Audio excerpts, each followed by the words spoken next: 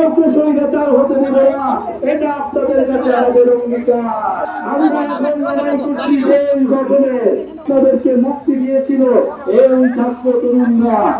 হাসিনা সরকারের পতন ঘটেছিল, স্বৈরাচারী হাসিনা দেশ থেকে পালাতে বাধ্য হয়েছিল।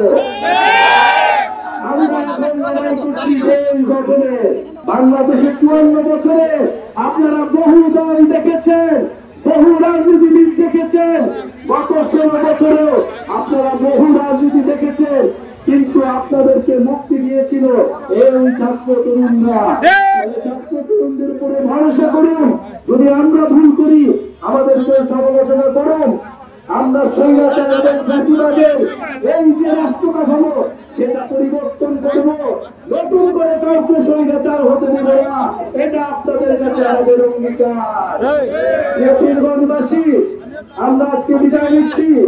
বিদায় নেওয়ার আগে বলে যাচ্ছি আপনারা আমাদের পাশে থাকুন। ইনশাআল্লাহ উত্তরবঙ্গকে আমরা নতুন করে গঠন করব। এই উত্তরবঙ্গের যে সমস্যা, এই ঠাকুরগাঁয়ে আমাদের যে কৃষক সমাজ, এই কৃষকদের সন্তান আমরা, এই কৃষক পরিবার থেকে আমরা বিশ্ববিদ্যালয়ে পড়তে চাই। এই বিশ্ববিদ্যালয়ে পড়তে গিয়ে আমরা চাকরি পাই না, সেই চাকরির জন্য আমাদেরকে আন্দোলন করতে হচ্ছে। আমরা মনে করছি এই ফ্যাসিবাদী সরকারের মধ্যে আমরা আমাদের ভাতের অধিকার, আমাদের কাজের অধিকার পাবো না।